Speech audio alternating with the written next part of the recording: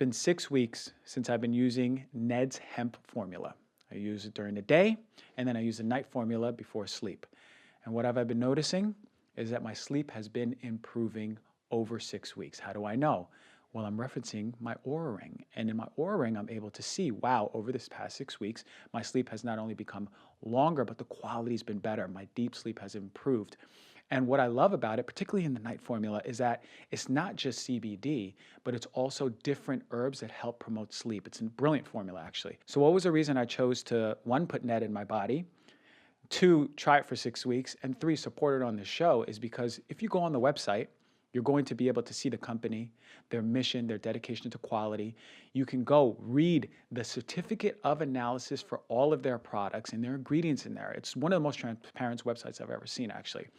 And as I mentioned in the past, I've spoke to the founder, and they're dedicated in helping people with high quality products. The passion is out there for education, and the ethos is there, and that's what the ethos is there, and you want to get behind a company like that, always. So why is Ned the top CBD? It's a full spectrum one, right? So you're going to get all of the cannabinoids in there. It's organically grown. You know how I am about pesticides. You know how I am about herbicides. Organically grown hemp seeds from Paonia, Colorado. They have a 40-degree slow cold extraction on their hemp flowers, so they're preserving the integrity. They have zero isolates, no synthetic ingredients. As I mentioned, go on the website and check for yourself. So full spectrum CBD is going to be helpful for sleep, as it was for me, but also can help with insomnia, right? It also can help as an anti-inflammatory, pain reliever, may help anxiety, PTSD, may help depression. It's a rich source of antioxidants, may help treat some more serious chronic conditions like Parkinson's, Alzheimer's, epilepsy. So it's part of my morning ritual. Every morning I'll do my grounding, I'll do my meditation, take a cold shower, and then I'll do my morning supplements, and the Ned Day formula is in there. And then at night when I do my sleep hygiene ceremony ritual, then I'll use the sleep formula. So as a give back for being a Heal Thyself listener, you're going to receive 15% off of your first purchase or 20% off of your first membership purchase. Memberships offer many great perks. We know that. Includes 15% off of every single purchase. So go to helloned.com/DRG and enter the code DRG, Dr. G, at checkout. That's HELLONED.com/DRG. You're going to get 15% off of your first one-time purchase or 20% off of your first subscription order plus free shipping. Welcome to Heal Thyself. Thank you for joining us another week. What an excellent show we have. Put together something really nice because so many of us, especially we have a large base of female listeners who are suffering with hormonal issues, whether it be estrogen dominance or really low levels of estrogen. So what I wanted to put together is a hormone show based on estrogen. Everyone is affected with it. Everyone is affected with an imbalance some way, somehow. Why? Because of the food we eat or the things we're exposed to, right? There's a lot of things out there, but today I'm going to teach you how to recognize if you do have an imbalance in your estrogen levels and what you can do about it. How do we optimize it? So some really good tips coming up. Also what to ask your doctor and special guests. So we have Mike. Mike's my guy. Here's why. Mike founded the BioLight. The BioLight is something that I use all the time. So you may have seen in my stories where I'm using a red light. It's shining and illuminating the whole story, but there's some evidence-based, really good benefits. So we're going to learn about them, how to optimize our mitochondria, right? Which are basically markers. The energy centers are markers of our long-term health. So really important stuff for longevity, as well as knowing about overall, how do we just be our highest selves? And that's the theme of the show, right? Empowerment. We're giving you the information, you're doing with it what you'd like, leading you to water. All right. So without further ado, let's learn about some hormones.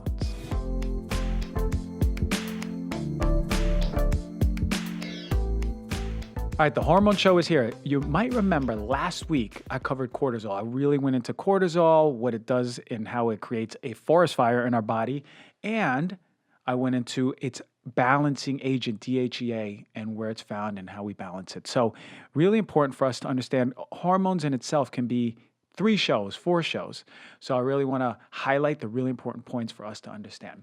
The way I think about hormones is, especially sex hormones, which I'm really covering right now, it's a very sensitive system. It's always in flux. There's intricacies left and right. And what we know is that when one is in balance, the chances are another one might be out of balance or there'd be overcompensation. But today I want to talk about, for both men and women, about estrogen, okay? And the really interesting thing about hormones as a whole is they have a synergistic communication, right? It's between the brain and the organs, and then the organs will feed back to the brain, and the brain will go, okay, I'll reduce those stimulating hormones, okay, and then it's a circle. It's a circuit where we want to optimize that circuit. We want to optimize communication, but we also want to remove the things that imbalance and affect our hormones. So I want you to understand this concept. Hormones are balanced for many different reasons, right? They're very sensitive. So if you think of things from like sleep, disrupted sleep, poor sleep, not enough sleep, electronics, that blue light that I talk about so much, poor quality foods, inflammatory foods, toxic exposures like plastics, heavy metals, pesticides, infections, inflammation, chronic stress.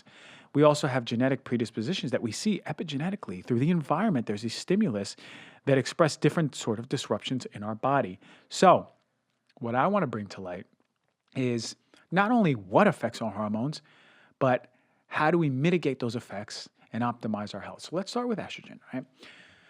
For both men and women, women produce a lot more estrogen than men, but yes, men, fellas, we got some estrogen in us, all right?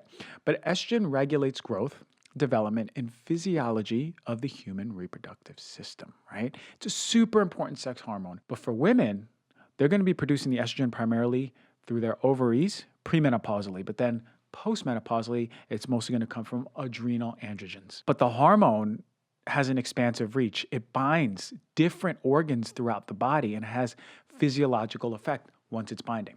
So what are the symptoms of low estrogen? Well, we know there are a few. Bone loss, thinning of the bone, hot flashes, insomnia, joint pain. We may see some skin issues, skin itching, low sex drive, painful sex, right? What about persistent UTI? What happens is the urethra starts thinning, mood swings, brain fog, depression, all these changes you might see. Particularly think about when a woman's going through menopause, these really start coming up, but they can manifest for other pathological reasons before menopause, right? Breast tenderness, night sweats, vaginal dryness, weight gain, all right? So very important to understand that as much as we need estrogen, once it dips too low, there's a slew of symptoms. So what are some of the root causes of low estrogen? Well, excessive training, excessive exercise, really low body weight, extreme bouts of stress. You may notice that you may have missed your period because you were super stressed this month. That means your estrogen is dipping to the ground, dipping to the toilet, right? Eating disorders, anorexia, pituitary gland dysfunction, where that initial signaling hormone is coming from, thyroid disorders like hypothyroidism, PCOS, cysts in the ovaries, fertility medications. If you're breastfeeding, your prolactin is going to be high. Well, that's going to reduce your estrogen. Smoking is going to reduce blood flow to your ovaries. Autoimmune diseases, kidney diseases, even chemotherapy. And I mentioned medications, but also the pill, the patch, the ring, implants, injections, also opioids. These are all going to affect your estrogen. And naturally, we see it once you hit menopause. So think about if you fall into the category of some of these symptoms and this picture starts looking like you, because if it does, and I'll talk about it later, what tests to do, but if it does, it might be the time to start really checking for it in order to see, hey, what's going on? Do I have some sort of dysfunction? Was I diagnosed with PCOS in the past? And is my estrogen out of whack? Because really, it's going to be a very, very important hormone to keep in balance over time because it can predispose you to diseases down the line. What are some symptoms of elevated estrogen, right? Estrogen dominance, acne, dysmenorrhea. These are painful periods, painful cramps. Bloating, menorrhagia, which are heavy bleeding around your periods, right? Mood swings, sleep disruption, swelling in the body, cold hands and feet, low sex drive as well. Tenderness in the breast. You may notice cystic breast, right? Fibroids in the uterus, weight gain. In men, we see erectile dysfunction. Gynecomastia, right? That's breast tissue, infertility, feminization. So high estrogen in men and women are going to predispose us long-term towards thyroid diseases, heart disease, stroke, breast cancer, ovarian cancer. So I remember when I was working in my residency, every patient who had breast cancer, ovarian cancer, we were always testing for their hormones, following their hormones very closely.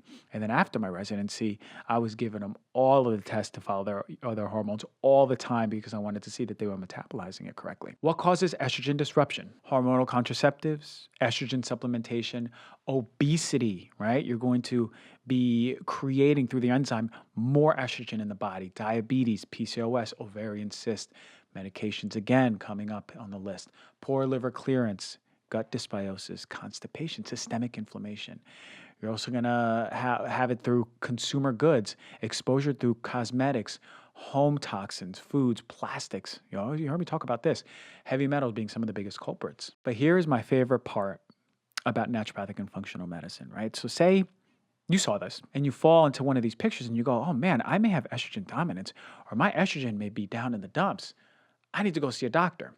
Well, conventionally, unfortunately for the most part, they're going to test one form of estrogen, maybe all three, but we're not going to be able to see how they metabolize in the body. Really important. We also need to see how progesterone complements it. Where's your cortisol? Where's your DHEA? We need to understand the full picture, how your testosterone looks, right? What's the full picture of the hormones? Are they cycling and feeding back to the brain? Do they have all of the cofactors they need? This is a holistic view of hormones, which we are totally missing in conventional medicine, unfortunately. So the beautiful thing about naturopathic or functional medicine is that you're not going to come in and we're going to give you a natural herb or a supplement or something to cover up the manifestation of the hormonal imbalance. The fact of the matter is that it's our job to look for the root cause, right? What is the hormonal imbalance? Why? So whether you're giving the body what it needs or removing the blocks for healing, that's what we want to look at. Are we supplying the body the balance it needs to balance estrogen, balance testosterone, balance progesterone, cortisol, DHA, all of those hormones? Are they balancing it naturally? Are we working with the body versus forcing your physiology with a medication?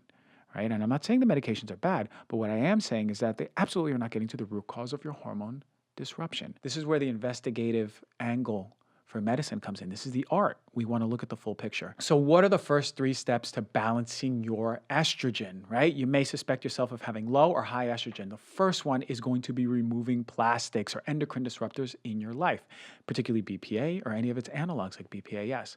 Removing the plastic bottles, canned foods, dental sealants, unfiltered water, thermal paper. All of these things are acting as xenoestrogens, right? So not only is it binding to receptors in various tissues in the body, but it's also blocking the healthy binding of other hormones that you need. You're also going to find endocrine disruptors in cosmetics, makeup, synthetic fragrances, materials in the home that are off-gassing, cleaning supplies. Why I talk about it so much.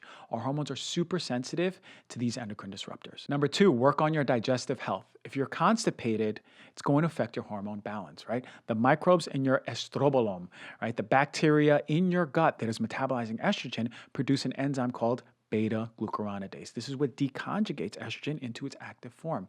When the gut microbiome is healthy, this collection of bacteria produces a balanced amount of this enzyme. But when there's dysbiosis and constipation, this enzyme activity is going all over the place. And what's happening is recirculating unhealthy amounts of estrogen in the body. And number 3, one of my favorite, cruciferous vegetables. Man, if you're looking at the steroid pathway, right, and looking at all of the steroids and how they're breaking down, you'd see cruciferous vegetables having a beneficial part in almost every single step of the metabolic pathway. Why? These sulfur-rich foods are supporting liver metabolism. They're giving signals in our liver to rev up that detoxification process in the body. Indole-3-carbinol, that's a compound found in these foods. It stimulates these enzymes, and thus now we're promoting a healthy hormone detoxification. And of note, you may have heard this before, but it's best to eat these compounds raw. Now, many of you, including me, can't eat them raw. So what I do is I steam them for about 6 minutes on medium-low. And I know that, yes, it's going to affect the enzyme that's creating indole-3-carbinol. About 50% of it's going to be gone, but I replenish it with mustard seed powder after I'm done cooking. That's going to replenish the enzyme and give us more of those constituents that are helping our hormone detoxification. So make sure you do both. All right, so you're probably wondering, what test should you be taking? And you heard me talk about it before, the Dutch test. The Dutch test is my favorite one. I'm telling you, I have no affiliation with them, but I'm such a fan. Every single patient that I used to, when I was in clinic, that I used to see and client that I see now, concierge, what I do is I give them the Dutch test from the get-go. I need to see how their hormones are functioning. And what we're going to be able to see is cortisol, DHEA, estrogen, all 3 forms of it, but also its metabolic breakdown forms, progesterone, testosterone. And in terms of estrogen, what we're going to see is in the metabolites, and this is super important, we're going to be able to see the three competing pathways of estrogen metabolism, which we're going to be able to understand. Is it favoring DNA damage, potentially leading us and predisposing us to cancer down the road? Or is it favoring the balance pathway, primarily going through the more metabolically protective pathway? Or are there issues with methylation? We can't convert a detox properly. We're going to be able to see that as a whole. A blood test, unfortunately, is not going to show you that. That's why a dried urine test is so important to look at your hormones. Additionally, we get to see organic acid. So we get to see how are your B vitamins looking? What about dopamine? Oxidative stress. Remember, oxidative stress is what causes inflammation. Inflammation long-term is what's causing DNA damage. We get to see how much DNA damage is going on, right? What about your glutathione status? Such an important test. For me, it's a non-negotiable. This is so important for everyone to be doing, especially if you think or suspect you have hormone issues. And then lastly, talk to your doctor, but he or she might recommend some really cool herbs or supplements for you, like chaste tree, like Vitex, B6, vitamin E, phytoestrogens in food, glutathione. You know, I love that one. NAC, the precursor to it. DIM or indole-3-carbinol, what we find in those cruciferous vegetables. Magnesium, so important for estrogen metabolism, especially when you're going down that healthy pathway. Calcium D-glucarate. Fiber, so important for the gut. Remember, I talked about the estrobolome and the role that it plays in estrogen detox. B vitamins, almost present in every single pathway, every single metabolic breakdown. So each one supports estrogen differently in its pathway and its detoxification. So it's really important to have a targeted approach towards treating your hormones and not just throwing a wide net and taking all these vitamins, minerals, and herbs and thinking that all of them are going to balance it. They may, but what you really want is professional guidance. And again, as always, you can look at naturopathic.org for a naturopathic doctor, ifm.org for a functional doctor to help really restore balance in your body. What the body wants to do, it's important for us to work with it, and having a doctor do that for you is the best way to balance your hormones. That's the estrogen one. I left testosterone out for a reason because we're going to go over testosterone. It's going to be its own show. And testosterone for all of us, balanced in women, optimized in men, that's going to be so important for longevity and overall health. So we'll do that one in a few shows from now. But really, I can't wait to go into this red light convo. You see me use red light before, infrared, and the reason why is there's really good data on the benefits of what it does in the body, and it's expansive. It hits different parts of the body and does different things in the body. And this guy who's coming on is the savant of red light. So he has his own red light company. So we're really going to talk about some of the benefits and if it's right for you.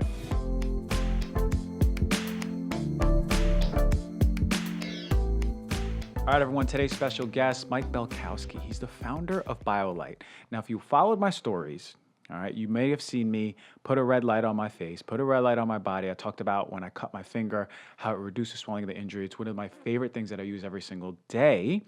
And now we have the founder here. We're going to talk a little bit about what this red light therapy is, why it's taken over the health and wellness world. He's also a physical therapist, and he lives in Montana. So I want to find out about what are his nature biohacks and how he really gets closest to health.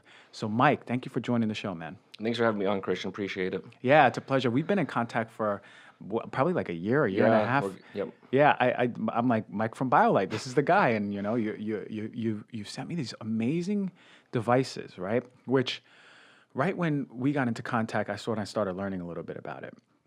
And what I found is that this seemingly red illuminating box is actually helping a lot. And the first thing that I noticed that it helped was when I had this really bad cut on my finger. And I'm like, oh my God, I may need stitches. I'm like, let me do two things. Let me clean it out, take care of it with some herbs, and put it on the red light. And man, like 8 days, I did a before and after. In 8 days, it was almost completely gone. It was just like a light mark on my finger. That's when I was like, okay, I'm a full believer. This stuff is real. Aside from the science, you sent me articles, but Sure. like, I want to know how long you've been in this red light industry, and what sort of things have you been finding out that is like, whoa, like this stuff is real? So my journey began specifically with red light therapy about 2.5 years ago. And the backstory to me kind of coming upon red light therapy is the way I practice physical therapy is actually pretty unique and not necessarily the colloquial allopathic way. for people that have gone through physical therapy, you're probably familiar with you get assessed for your pain or whatever's going on, movement dysfunction. You're probably going to have some sort of strengthening, some sort of stretching, other modalities potentially, ultrasound, heat packs, that kind of stuff. And you'll see people for a couple times a week, or as a patient, you'll see a PT for a couple times a week. Probably 6 to 8 weeks is pretty common for most types of pain. And when I started practicing right out of PT school, it just seemed like there had to be something better. There had to be something that was more efficacious, more effective, got results quicker, and were longer lasting. I shouldn't have to see someone for 12 visits Right. to reduce their, chronic or acute back pain. Yeah. And so the first certification I took post PT school was dry needling. And at that point, I had no idea really what it was or how powerful it would ultimately be. I was just intrigued by the concept of stabbing people with needles, improving their health. Yeah. So I took the course, and I was just absolutely blown away at how many pathologies or injuries or pains you can treat with dry needling, how quickly you get results, and how long those results last. It's the best of all worlds. So I'm like, why don't more people know about this? Why aren't more medical practitioners or people in the health field utilizing dry needling? And I think part of it is it's seen as non-scientific or woo-woo, if you want to use that word, Right. or also the insurances don't reimburse for it necessarily. So if you're working under the insurance paradigm, which most people are, you're not getting reimbursed for it, so of course you're not going to use it. Right. So I set out, started my own cash-based PT practice in Missoula, Montana. Cash-based because then I don't take insurances. Insurances can't dictate how I treat. So now I've opened the door for treating my patients how I want to, with the mindset that I want to treat them as efficacious as possible, Right. get them as pain-free or moving as normally, as quickly as possible. And if I can get you better in one treatment, back to 100%, perfect. And so I hung my hat on dry needling. I started to build my name up in Missoula on dry needling. And so you could come in with back pain, chronic migraines, shoulder pain, whatever, any type of pain, because it's all nerve-related, and that's what dry needling fixes. And I can significantly reduce your pain by at least 50%, a lot of times almost 100%, and it's long-lasting results. And so then that took me to the next couple of non-traditional PT treatments that I fell upon, which was cupping, which I learned in the advanced dry needling course. And then I took up blood flow restriction training, got a certification in that. And then recently, within the last year, got a hyperbaric chamber, started utilizing that as well. So those 4 treatments alone, dry needling, cupping, blood flow restriction training, hyperbaric, you're not going to see many PTs do one of them, Right. let alone 4. So that's a long-winded way of saying I'm always looking for the most efficacious way to treat my patients, get them well as quickly as possible. So I came upon the book of red light therapy. And when I first got the book, even I was skeptical about, here's this this book about light, really how much can it help? I was going in with pretty high skepticism, but the Amazon reviews were good, and there was a lot of them. So I was like, I got to at least read it. Yeah. And so I started reading this book, and I was blown away at the mechanisms of which red light therapy works on your physiology and your biology. And right away, there was multiple parallels with red light therapy in dry needling. And with dry needling being so amazing, as far as from my patient's perspective and how well it works, I knew there had to be something else in red light therapy as well, as far as how powerful it was. And I had the moment of aha of, if the research is so strong with red light therapy, if it can really do all it's purported to do, how come more people don't know about it? Right. And so I really dove into the research, read multiple books, and then I was curious, what does the market have to offer? Like, what products are out there that I can get my hands on if I want to do red light therapy on myself or share it with friends and family? And so there was kind of 2 ends of the spectrum. One was very expensive products that I didn't really think or thought justified the price. Yeah. And they incorporated a couple of things like Bluetooth and Wi-Fi, which is counterproductive if you're trying to treat your mitochondria and cells. Right. And then on the other end of the spectrum, you have kind of the very cheap products that are probably going to get cheap results. But so there was this huge void in the market of high quality, more affordable. And so that's kind of where I felt BioLite could step in and fill the role there. So that's kind of how I got BioLite started a couple of years ago to where it is today. The origin stories, that's really cool to hear, man, Right. because, I have this device and I'm like, this is helping. And that's just to mention the cut. Like, I've had a few like injuries just working out. I was really working out last year. And, I'd like nick my ankle or my knees hurting me or some swelling.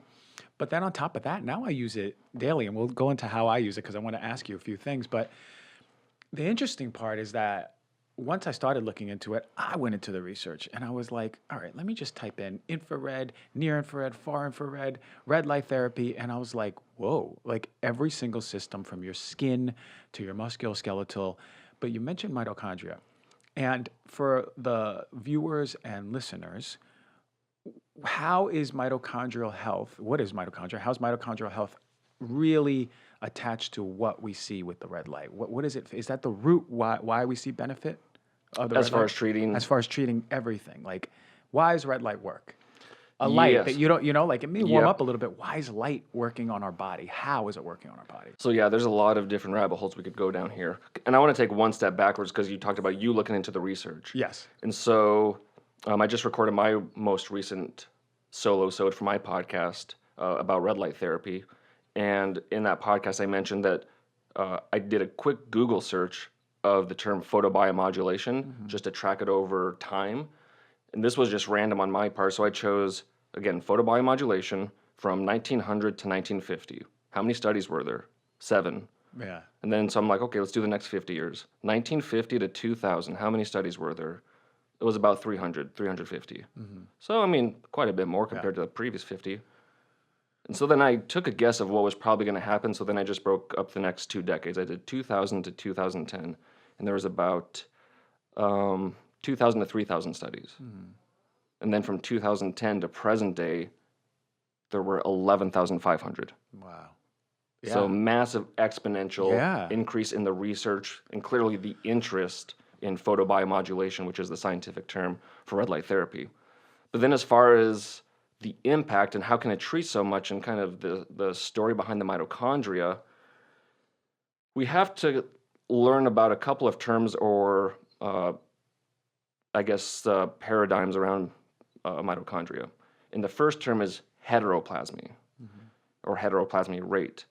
And this is, in essence, healthy or good mitochondria have low heteroplasmy rate, which means they're going to make a lot of energy. If you have bad mitochondria, that means you're going to have a higher heteroplasmy rate, which is meaning they're making deficient energy or they're not making enough energy.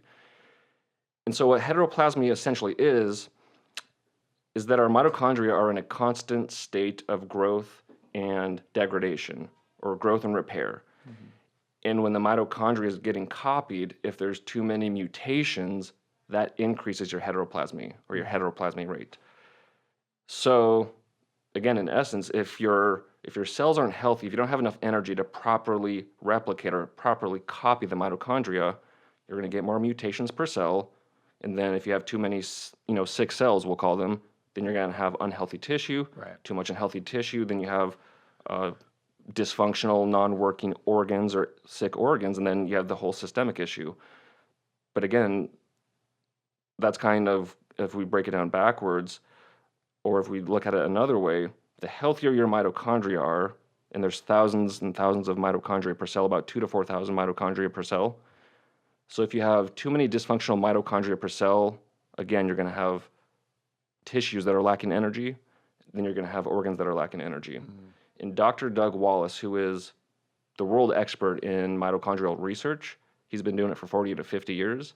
He's actually the one that found out that our mitochondria is passed down maternally, just from our moms. Wow. You don't get any mitochondria from your dad. So, and with that being said, heteroplasmy rates can be passed down from mom to child. So if the mom has a higher heteroplasmy rate, that automatically sets up the child for an unhealthy life, potentially. And so with heteroplasmy rate, again, the higher it is, the less energy you're going to make. And Dr. Doug Wallace has purported and has posited that the lower amount of energy you have per cell, the more likely you're going to have disease. And so in the mitochondria, there's respiratory proteins where the electron transport chain, where the electrons go through 1, 2, 3, 4, 5. And with these respiratory proteins, if you have a high heteroplasmy rate, they're stretched further apart from each other, which means you have a higher likelihood of losing electrons as they go from 1 to 2, 2 to 3, and so on, until they get to 5. So again, higher heteroplasmy rate, those respiratory proteins are stretched out, you're losing electrons, now you're not producing as much energy, and also you're not, the mitochondria aren't producing as much water. That's the end product of mitochondrial production is ATP and water. And we'll have to come back to the water because that plays another role into the respiratory proteins. So, if you're familiar with mitochondria, they're the powerhouse cells, or the powerhouses of the cells producing energy and ATP. So Doug Wallace is taking this paradigm that we're currently in as far as the nuclear genome really having an impact on our health and longevity. And he's proven that about 80% of current modern day diseases and even cancers are from mitochondrial dysfunction. And again, it all comes back to energy. It all comes back to how many electrons do you have? So when we're using sunlight, when we're using red light therapy, we're taking those photons, and your mitochondria is capturing those photons of light, sending those electrons through the electron transport chain, through the respiratory chain, and at the end you get the ATP in the water. Essentially, and then it's interesting because you're just adding that in with sunlight and photobiomodulation. And also to summarize, mitochondria health is very closely aligned with our tissue health and systemic health, organ health, systemic health. And the sicker the mitochondria, as you're saying, the more disease, the less efficient the transport chain. So for people to understand, in the mitochondria, there is the electron transport chain that creates energy. Our energy is coming from our mitochondria, right? Yes. So it's believed that the efficiency of which the mitochondria works is basically closely parallel to health. Well, that's what you're saying. It's not believed, it's proven. It's proven. Dr. Okay, Doug good. Wallace has proven that. And so along that line of thought, again, it's all about, like you're saying, the energy production, but about electrons. Because on the flip side, if we look at inflammation, rapid inflammation, we're all familiar with, which leads to health issues, those are protons. So you have too many protons, you have too much inflammation, that literally lowers your pH. You become more acidic. By adding more electrons, and that's why grounding is so powerful. Yeah, I was just thinking the about magnetic that. flux. Yeah, That's why walking by the ocean, which I've done since I've been here in Southern California, get those negative ions from the ocean. Yeah. The light you're getting from the sun or red light therapy, those are electrons. So you're capturing electrons or capturing energy, and that's what it's all about. Isn't it amazing that we have access? So let's say someone's living in North Dakota.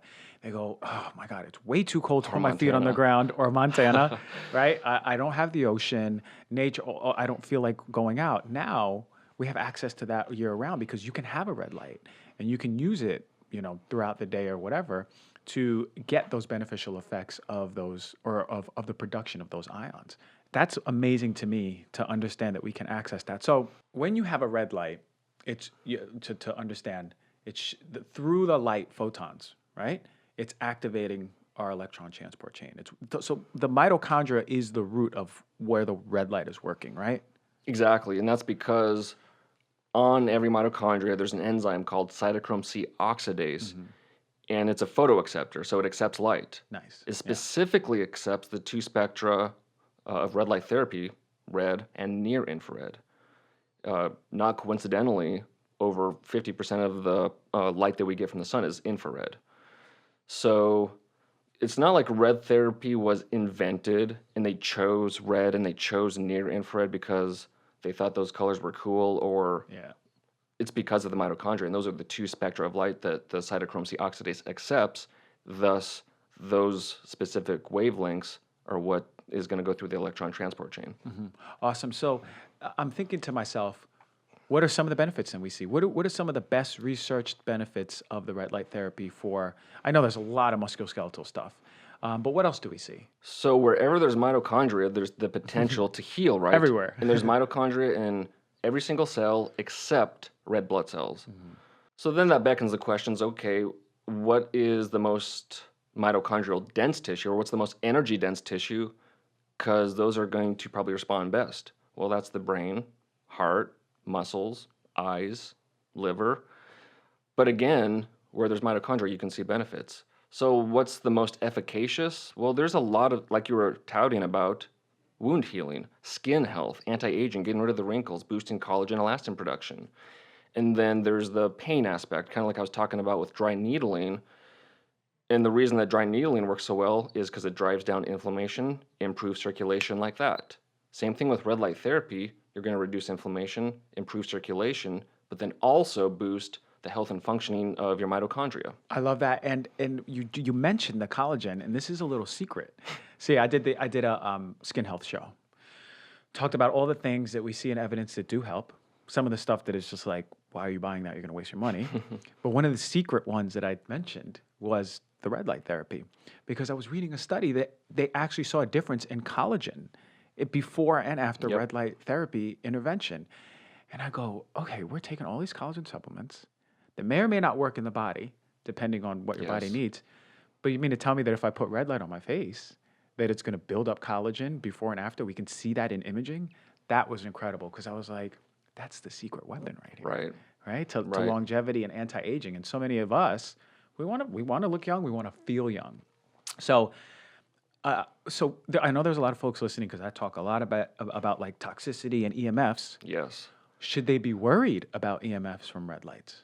Well, that's one thing if you're interested in purchasing a device, that's one thing you want to look for is what's the EMF emission, what's the light flicker, and between those two, it's very safe.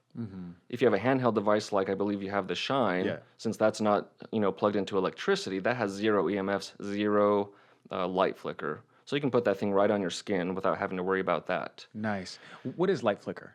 So light flicker is in our cell phones, computers. Whenever there's a light on, we can't perceive it with a naked eye, but it's flickering at a very high rate. And so when we're surrounded by non-native light, it's not good for our eyes. And of course, our eyes are connected to our brain. So you can see fatigue rates go up. You can see mood and behavioral disorders kind of creep up. It doesn't necessarily happen instantaneously, but if you work in an office setting all the time, or you're looking at your computer screen for too long, that's where those types of things start to set in.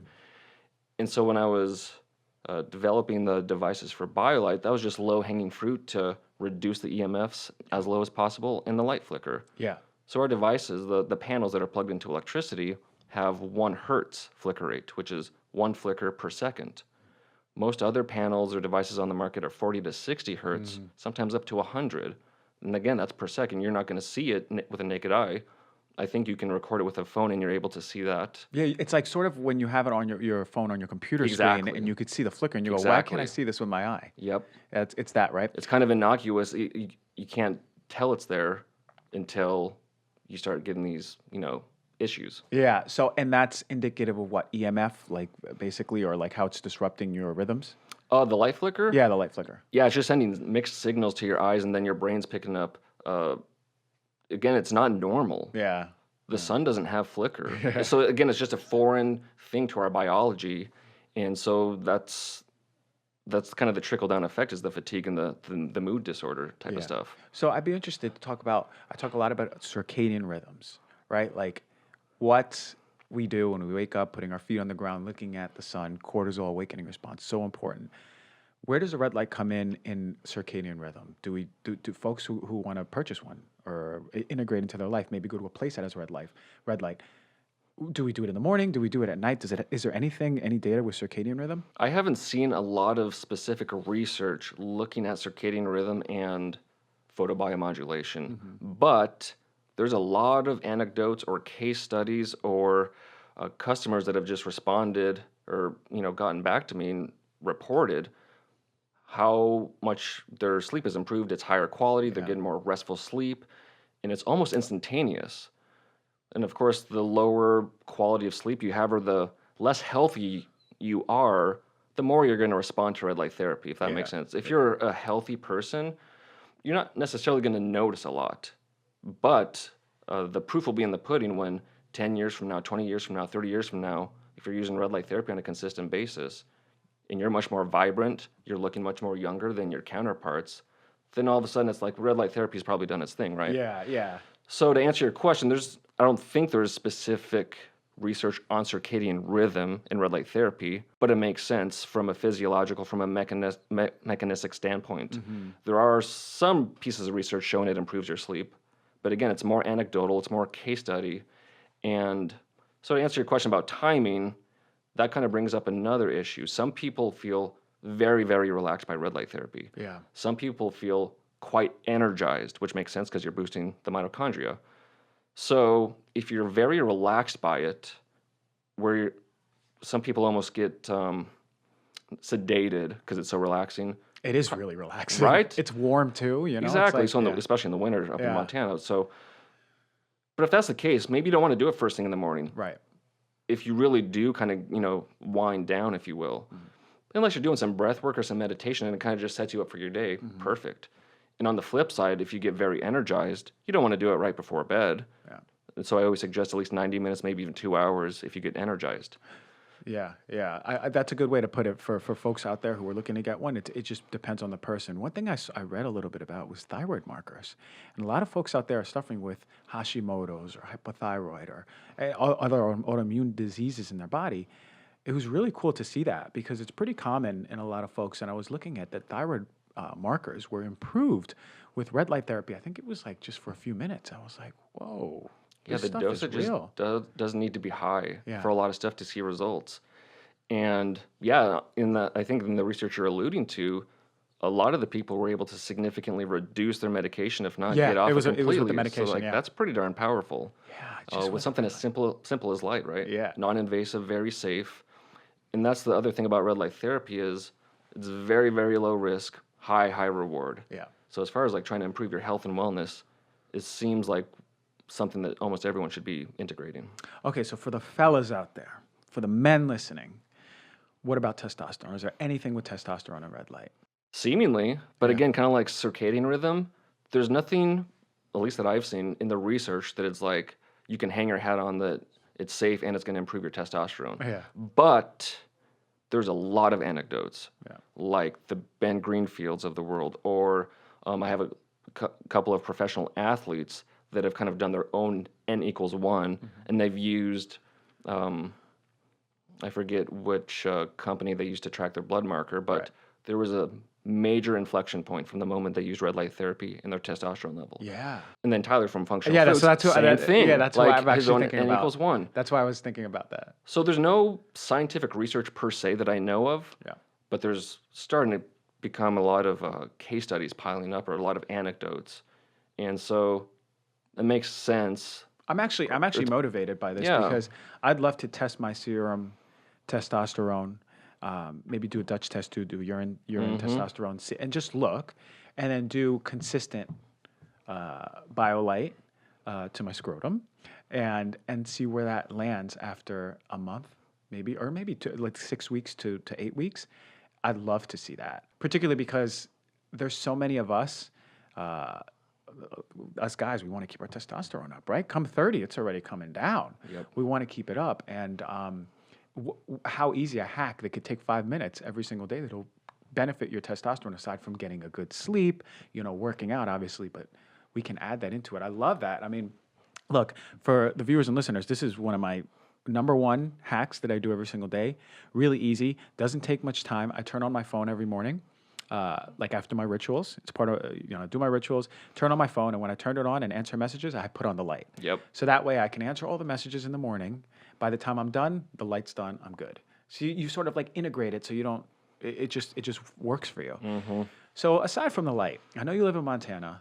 What are some other things that you do? How do you get closer to nature? Because that's a huge overarching theme in this show. How do we get closer to nature, resiliency, cheap things that we can do? Well, live in Montana. Live in Montana, I know. So like I was telling you before the show, absolutely. So I live in western Montana where the mountains are. In eastern Montana, it's more plains than just flatland. But so I live, my wife and I live 50 yards from a river, the Bitterroot River, and it gets ice cold from fall to spring. So deep plunges, which is kind of a good segue. I don't want to get too derailed here, but the reason why like cold plunges work so well for your mitochondria is because when you get in the cold water, it forces your mitochondria to produce infrared light. And so I think this is what I wanted to talk about when I said 20 minutes later or 20 minutes before, we should talk about water for a second. So going back to the electron transport chain for a second here, bear with me, audience. But the respiratory chain is surrounded by water. And we know what happens when we put water into a freezer. It expands. Mm-hmm. So when water gets colder, it gets, expands more. And when that happens, your respiratory chain separates more, and that's where you lose those electrons, you lose energy. Yeah, I was just thinking about that, yeah. But what happens on the flip side? What happens when you heat water? It condenses. It condenses. Yeah, the chain gets closer. So now back to the cold plunges. You go into the cold plunge. It forces your body to thermoregulate. Your mitochondria produces more IR, infrared light, brings that respiratory chain closer together. Now those electrons are tunneling much more efficiently. Because of the production of the infrared light. Because you're in cold water. Because you're in cold water. Okay, interesting. Does that make sense? Yeah, it makes sense. And on the flip side, when people get dehydrated when they're in the hot sun for too long and they're not used to that, like me from Montana, being down here in LA, the heat kind of inhibits your mitochondrial production of IR, so things kind of separate a little more. Electrons aren't as efficient, and if they're not as efficient, your mitochondria is not producing as much water. So again, if you get too hot, your body does the opposite. It tries to cool down. So now you're not producing as much water. The respiratory chain separates, and then your body's producing less water, and then you're dehydrated. Interesting. So back to Montana. So cold plunges in the river. I live about 5 minutes from a beautiful hike in a canyon in the forest, essentially. You walk a mile in, you can pick huckleberries. 10 miles in, there's some lakes. So if I need to decompress or just kind of get away from my work for a little bit, I have to drive 5 minutes, and I'm in the wilderness. I'm in the forest. I love that. So that's a blessing to have that so close to where I live. And then other things I do is in the morning, I wake up with the sun. I don't have an alarm clock. I go out barefoot, look towards the east, watch the sun rise. So I get the grounding. I get the free red light therapy from the sun, because at the lowest point, sunrise, sunset, that's where it's the highest predominantly or highest ratio of red and near infrared. So it's free red light therapy for your body. And that's probably the best way to set your circadian rhythm is a sunrise, sunset, of course. And then inside my home, I have a hyperbaric chamber, which I use with my patients, but now working out of home, I can use that on a daily basis. And fasting, I typically do, or intermittent fasting, I typically do 12 to 16 hours most days. And especially in the winter, sometimes I'll do 2 to 3 day fasts, just water fasts. And meditation, some Joe Dispenza. I try to do that at least once a day, if not twice a day, his guided meditations. Man, my God, Mike, you are in it. I love that. I love that. I'm trying to keep up with you, man. I'm over here in the mountains of California, and I'm doing something very similar. Although I don't have a river to jump into, I have a cold fridge in my front yard that I jump into. Yeah, I'm screaming to the heavens how I hate my life every single time my Latin genes are turned on and rebelling against the cold weather. So I love that, man. So what's the company's name? BioLight? Yes. Okay. Website, all the information. How can we find you? Yeah, so the website is www.biolight.shop, S-H-O-P. So on that website, of course, you can check out the devices, but there's a lot of information. We have a lot of learn pages. So if you're curious about reducing inflammation, there's information, there's research, there's the citations. Yes. And so we have about a dozen of those types of pages. So if you're curious just about learning, we have a lot of information on the website too. And then our Instagram is biolight.shop. Again, a lot of information. Whenever there's new research, I always post in the stories. So if you want to kind of keep up with the new research or what's going on in red light therapy, check out the Instagram for sure. And then I just started my own podcast specifically on red light therapy called The Red Light District. That's cool. Yeah. That's a cool name. So that's going to be a fun a fun platform to further educate people Yeah. and kind of just help grow the awareness, grow the education, and get the word out about red light therapy. Yeah, and I think you found the perfect spot on that spectrum where these devices that you're selling are affordable, but they're absolutely efficacious. You know, like I've done the research on EMFs. Like this is the reason I use it. And I'm crazy about this stuff, but also to help me. If I have an injury, it helps me for sure. I use it prophylactically. I'm 36. I'm trying to look like I'm 25. Right. And so I'm putting it on my face, and the fact that I know it's safe and effective is really, really powerful. So yeah, and like you said, you can go on the website, and I open it up, and anytime I need to look at latest research, aside from just DM you, I'll look on there, Yeah. and it's like chock full of educational material, which is really important to me and really important to my audience. So everyone, go check out the website. Look into getting a red light device in your home, which is amazing for you and your family. I love it. And then, yeah, check out the pages. Thank you, man. This is so, it was really educational. I'm glad that, you're in it. You're passionate. I can feel it.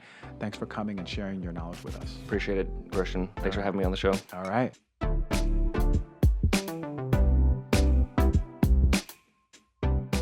All right, my man, Mike, I told you he is the red light savant, the guru of red light. So happy to have that conversation. So happy to learn. I've learned a few things from it, even more, and I'll be using my red light more and more and more, knowing that it's safe, knowing that it's effective. And if you're interested in it, even reach out to me or reach out to BioLight Company. I'm sure they can give you a discount in my name, just for the promotion of health and healing. So thank you for listening. Thank you for subscribing. Thank you for rating, reviewing, everything you do to support the show, spreading it. I know I get a lot of DMs from people saying, hey, Doc, I love your show.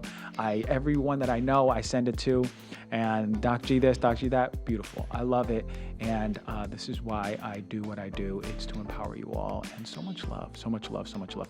Have a good week. And I can't wait to see you on Monday.